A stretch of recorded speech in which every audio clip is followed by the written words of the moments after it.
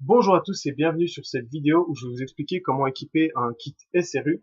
Donc c'est assez facile et simple.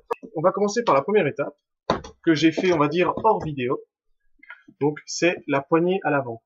Elle est assez simple vu qu'il suffit de la glisser vers l'avant et d'insérer deux vis. C'est un kit pour carabine M4 à gaz. Donc comme par exemple ma Ergo ici, que j'ai déjà fait une vidéo de shoot dessus. Le truc avec ma Ergo, c'est qu'elle a une crosse assez spéciale. Alors, pour vous expliquer le principe d'une crosse de M4 à gaz, donc vous avez le mécanisme qui recule dans la crosse lors de son fonctionnement. Donc ici, en gros, vous avez un énorme ressort. Pour ce type de crosse, la mienne, vous pouvez dévisser le verrouillage à l'arrière et vous pouvez sortir le ressort. Sur certaines autres crosses, dont les crosses que vous avez besoin pour un kit SRU, c'est-à-dire une crosse classique, vous n'avez pas forcément de déverrouillage à l'arrière. Donc, quand vous démontez une crosse classique, vous allez devoir desserrer le joint ici. Vous voyez, c'est la petite rondelle là, très importante car je vais la réutiliser sur l'autre crosse. Et ici, on a une sécurité. La sécurité, vous devez la tenir en arrière au moment où vous allez dévisser la crosse. Donc, vous devez faire attention parce que vous voyez, la tigette, en fait, va tourner en même temps que la crosse. Alors, il faut pas vous dire, bah, c'est bizarre, je la détourne. Puis là, oh, elle est bloquée. C'est parce qu'en fait, il faut la tenir à chaque fois. Et donc, comme je vous l'ai dit, il y a un énorme ressort. Donc, au moment où vous allez la desserrer, il faut faire attention parce que le ressort, évidemment, va vous sauter à la tronche. Hop. Voilà. Donc,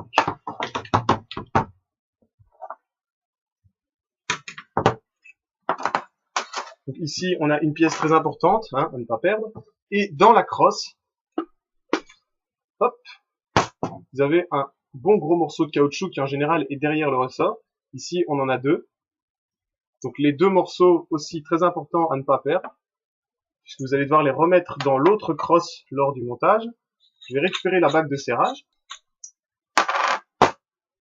Donc là, je n'ai même pas besoin de prendre, parce que sur ce kit ici, de crosse, vous avez plusieurs morceaux de caoutchouc avec. Là, on n'en a pas besoin. Il suffit de réinsérer les morceaux de caoutchouc d'origine, remettre la bague de serrage. Ensuite, cette petite chose magnifique qui sert à bloquer. On réinsère le ressort. Donc là, c'est tout simple, hein. Le moment fun, donc on compresse, on bloque, tac, voilà, et on met la nouvelle crosse. Donc ça, c'était le truc facile. Alors, maintenant, le petit détail important, donc vous allez devoir réarmer la crosse. Donc, on va la remettre à droite, un petit tour. Donc, vous remettez cette partie-ci, hein, donc la fameuse sécurité dont je vous parlais. Cette sécurité, elle est très importante. Une chose, parce qu'elle va aligner votre crosse pour qu'elle soit droite. Sur certains modèles de crosse, vous vérifiez à l'œil, mais le kit SRU, au moment de l'enfilage, va resserrer la chose. Et alors, ce qui se passe, c'est que là, ça va, parce que la crosse est pas mal ajustée. Sur certains modèles de crosse, vous allez devoir énormément serrer cette bague ici pour pouvoir maintenir tout en place. Donc moi, je la serre à la main pour vous montrer le démontage. Alors, j'en ai plein les mains. La bonne grosse graisse, donc je vais aller me laver les mains pour la deuxième étape, qui concerne vraiment l'installation de la crosse SRU. D'abord et avant tout, pour la partie suivante, vous allez devoir démonter la poignée. Donc là, il va me falloir une allonge. Votre tournevis équipé d'une allonge. Donc il faut vraiment un embout. Enfin ça, après ça dépend. Peut-être que certaines M4 auront un embout carré ou quoi pour la vis. C'est important de ne pas perdre la vis, hein, parce qu'elle va servir pour remonter le kit. Donc c'est bon. Voilà. Donc faire attention à ne pas perdre cette fameuse vis qui tient la poignée de votre M4. Alors, c'est là qu'on entre dans la partie marrante. Votre fameuse crosse. Donc, ce que je vous disais, on va devoir remettre la vis en question dans un tout petit trou. Hein. J'espère que j'aurai assez d'allonge avec mon tournevis, sinon je prendrai une autre allonge. Là, tout ça, on va le mettre par après sur la crosse. C'est ce qui se met ici pour poser le repose-joue et encore une allonge à l'arrière. On va insérer la crosse. Hop là. Donc, on a une petite pièce ici, si vous regardez bien, qui manque. Donc, juste là. Vous voyez le trou? Donc, cette pièce-là est fournie avec dans le sachet ici. Voilà, la petite pièce à faire très attention qui viendra refermer la crosse. Hop.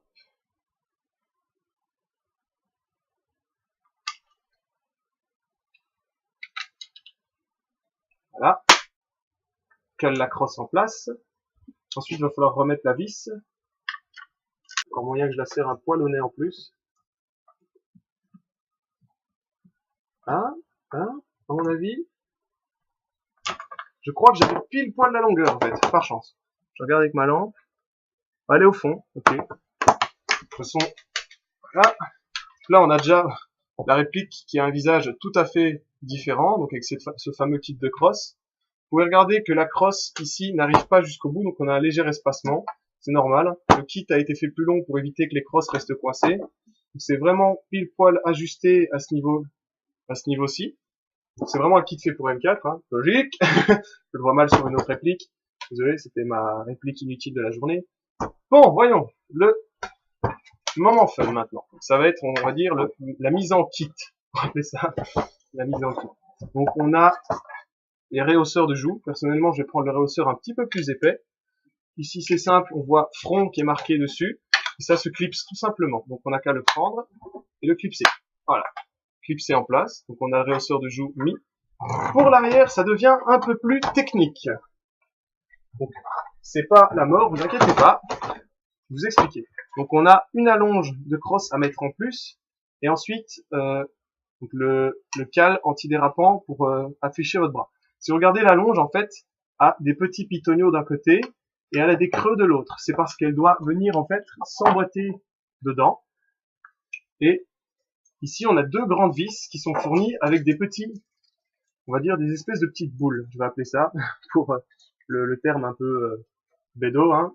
Donc ces petites boules, en fait, vont permettre de bloquer donc, dans les trous qui sont ici à l'arrière. Donc elles vont se mettre là et ça va emboîter ces deux pièces au moment du serrage. Donc, on peut placer ces fameuses petites boules. Ils ne sont pas vraiment des boules. Hop, elles se clipsent dedans, donc dans le cul de la crosse. Voilà. C'est pas vraiment clipsé, hein, c'est légèrement emboîté. Ensuite, on peut prendre les deux parties et, vous voyez, on les serre ensemble. Et donc là, ça tient approximativement. Hein. C'est lors du serrage que tout va vraiment, c'est vraiment lors du serrage que tout va vraiment se mettre bien en place.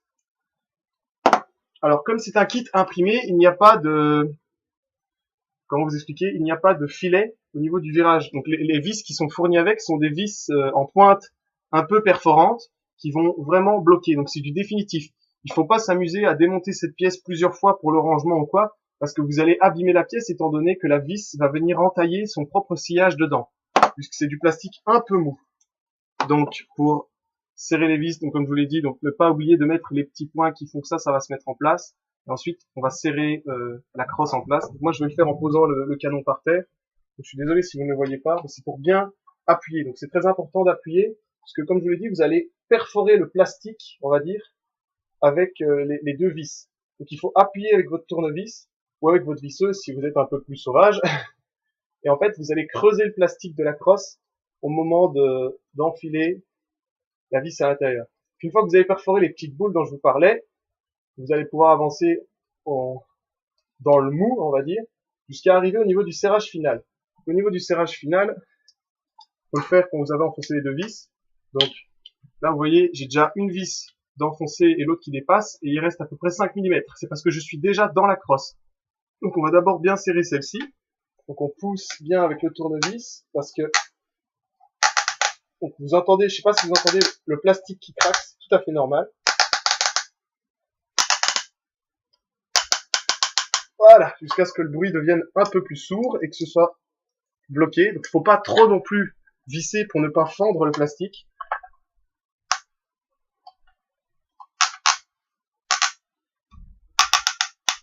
Voilà. Alors moi maintenant que je l'ai monté, je le vois. Si on regarde vraiment, on voit encore légèrement au travers de la crosse, vous ne le verrez pas à l'image. Donc ça vous donne une belle crosse. Donc voilà.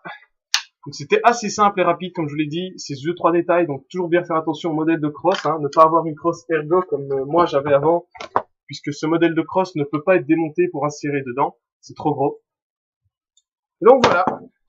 Donc pour ce kit, à partir du moment où vous avez une crosse basique, ben il coûte une centaine d'euros sur Ryobi Asia, qui n'est pas très cher vu que c'est du plastique imprimé, et ça change totalement le look de votre M4 avec un bel arrière comme ça. C'est quelque chose de très léger, il faut en prendre soin parce que c'est de l'imprimer donc en 3D, ça peut varier avec la chaleur, donc ne pas laisser votre réplique au soleil comme avant, on va dire. Bon, après ils disent sur l'étiquette 50 degrés, ça devrait aller, hein. Vous n'allez pas mettre un briquet sur votre crosse, je pense, ou un chalumeau plutôt.